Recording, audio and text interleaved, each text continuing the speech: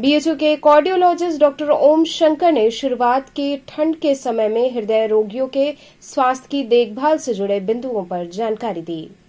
इसमें कार्डियक नहीं बल्कि देखिए कार्डियक के अलावा भी अदर लोगों को भी सावधानी बरतना चाहिए। ठंड का मौसम जो है पूरे जैसे सांस की मरीज है उसमें देखेंगे कि मौसम बदलने से लोग बिना कपड़े के अभी चले जाते हैं, ठंडा गर्म हो जाता है तो सांस फूलने लगती है।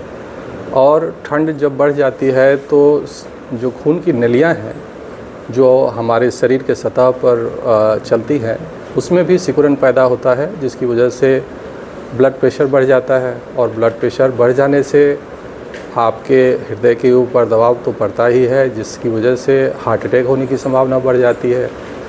और हार्ट अटैक के साथ साथ इसका हार्ट फेलियर पे भी असर होता है कि उस पर हार्ट फेल कर सकता है अगर बीपी ज़्यादा बढ़ गई तो।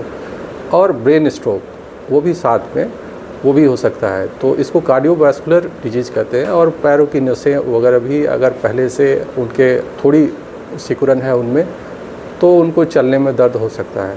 तो ये जो ठंड है इसमें जिनको हृदय की पहले से बीमारी है उनको सावधान हो जाना चाहिए।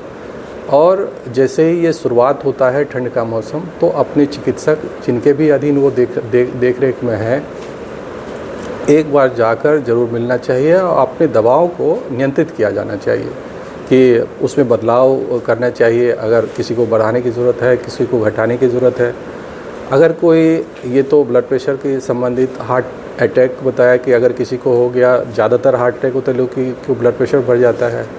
पहले से अगर कोई एंजाइना के पेशेंट हैं, दवाइयाँ ले रहे हैं और ठंड के मौसम में उनको दवा की ज़्यादा आवश्यकता पड़ती है तो हो सकता है कि अगर आपको सीने में दर्द पहले आम का रोज़ दिनचर्या के कामों में कोई दिक्कत नहीं हो रही थी, अगर आपको सीने में दर्द होने लगी या चलने से तो तुरंत जाके डॉक्टरी सलाह लेनी चाहिए और उनके दवाओं को जितनी जैसे ज़रूरत हो उस तरह से बढ़ाना घटाना डॉक्टरी सलाह के हिसाब से किया जाना चाहिए। सर आज के नए परिधान जो नए युग चल रहा है इसमें सर न्यू कमर को जो 25 से 35 साल के बीच में साइलेंट हार्ट अटैक आ जा रहा है, क्या कारण है सर? देखिए जो इसको यंग इंडिविजुअल में जो आप हार्ट अटैक की बात कर रहे हैं इसमें कई सारे इसके कारण हैं। जैसे अगर हमारे भारतीय समाज में देखिए कि 90 के दशक से पहले जो भारतीय समाज था वो एक अलग तरह का भारतीय समाज था और 90 के बाद का जो भारतीय समाज है वो अलग तरीके का भारतीय समाज है। वो 90 के दशक में ऐसा क्या हुआ कि अलग हो गया, वो समाज में जो खान पान रहन सहन का जो तरीका था, पहले हमारे समाज में लोग गांव के परिवेश में ज़्यादा रहते थे। मशीनें जो थी वो मशीनों का जो उपयोग है हम लोग रोज़मर्रा के जीवन में नहीं करते थे। ज़्यादा लोग जैसे 2-4 किलोमीटर में अगर कोई काम है तो वो पैदल चल के वहाँ चले जाते थे, जिससे कि शारीरिक श्रम होता था। और अगर आप उस समय आप देखते तो कई गांव में साइकिल आपको नहीं मिलती और बाइक की तो बात ही नहीं, मोटरसाइकिल की तो बात ही नहीं है। और कार तो पूरे ज़िले में या 1-2 अगर मिल जाए तो वो बहुत बड़ी बात थी। आज देखिए हर गांव में 10, 20, 50 कार मिल जाएगी। मोटरसाइकिल की तो कोई पूछ ही नहीं है, कितने हर घर में मोटरसाइकिल है। तो लोग जो है आराम तलब हो गए हैं। मशीन हमारे शरीर के मतलब हमारे शरीर के और ऊपर आप कह सकते हैं कि एक दुष्प्रभाव डाल रहा है।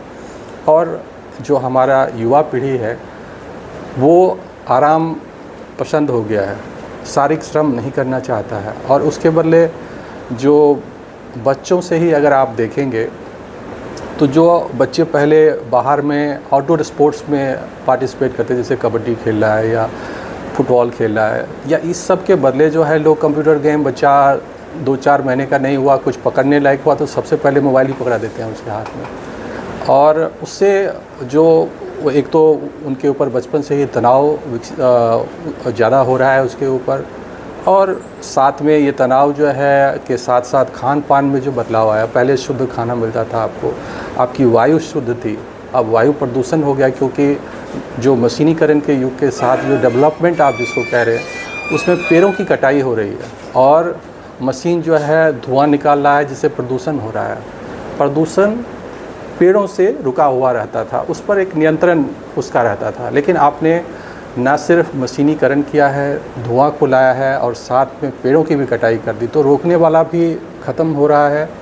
और एक नया प्रदूषण का जो जाल है, ये हर चौथे हृदय के रोगी जो भारतवर्ष में पैदा हो रहे हैं या दुनिया में पैदा हो रहे हैं, उसके लिए जिम्मेदार है। और इसमें एक जो सबसे बड़ा हाल के दिनों में अगर आप देखें, पोस्ट कोविड एरा में, जो 90 के दशक के बाद एक आप पोस्ट कोविड काल कह सकते हैं, जिसमें कई लोगों ने वैक्सीन लगवाया। और वैक्सीन लगवाने के बाद से हम लोग जो देख रहे हैं, जिस भी आयु वर्ग को वैक्सीन लगा है, उसमें अचानक से हृदय के आघात होने की संभावना बढ़ गई है और उनसे लोगों की मौतें हो रही हैं।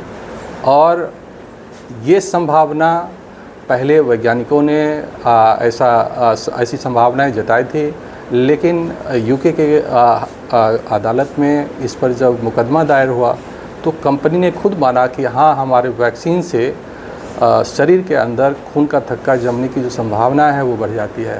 तो आज जो हो रहा है, ख़ास करके हमारे देश की जो पूरी की पूरी ये जो हृदय संबंधित बीमारियां हैं, वो सबसे पहले बचपन से ही शुरू हो जाती है। खान पान, रहन सहन में जो शारीरिक श्रम नहीं कर रहे हैं और खान पान में जो ऐसी चीज़ों का प्रयोग करते हैं, जैसे फास्ट फूड, फ्राइड फूड या डब्बाबंद खाना, स्टोर्ड प्रिजर्व फूड, और कोई भी चीज़ शुद्ध नहीं मिल रहा आपको। ना वायु शुद्ध है, ना खाना शुद्ध है, ना पानी शुद्ध है।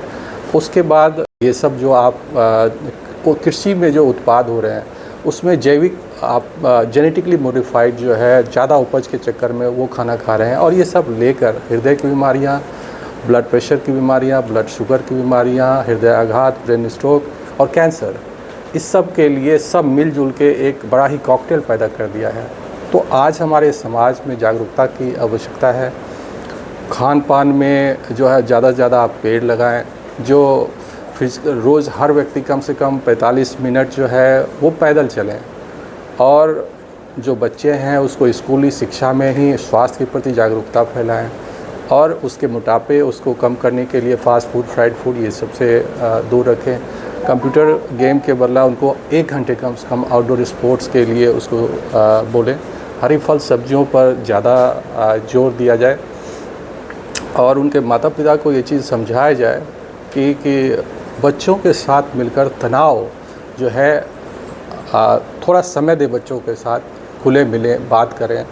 और टीचर्स को भी ये भूमिका निभानी होगी साथ में, जिससे कि एक जो सोशल मीडिया है और ये सब से बच्चों को दूर रखें। कम से कम 1 आध घंटे अगर वो यूज़ करता है तो ठीक है, लेकिन ज़्यादातर समय जो है वो कंप्यूटर से छोड़कर जो अपनी पढ़ाई, जैसे एक रोज़मर्रा की पढ़ाई की पहले जीवनचर्या पहले थी स्टूडेंट के लिए, तंबाकू, अल्कोहल, तनाव, इससे दूर रहने की ज़रूरत है। युवाओं में इसका नया क्रेज़ है, जिसकी वजह से भी हार्ट के अटैक ज़्यादातर युवाओं में हो रहे हैं। हर जो व्यक्ति जिसको भारतवर्ष में हार्ट अटैक हो रहा है, उसकी आयु 50 साल से कम है, जो मौतें हो रही है। और हार्ट अटैक तो जिसको हो रही है, उसमें हर तीसरा व्यक्ति की आयु जो है 40 साल से भी कम है। तो बहुत गंभीर समस्या है। सरकार को इस पर तुरंत कुछ न कुछ करना चाहिए। हमने इसके लिए पहले भी सलाह दिया है कि इसके लिए बनारस हिंदू यूनिवर्सिटी के अंदर एक 500 बेड का डेडिकेटेड कार्डियक सेंटर बनाना चाहिए।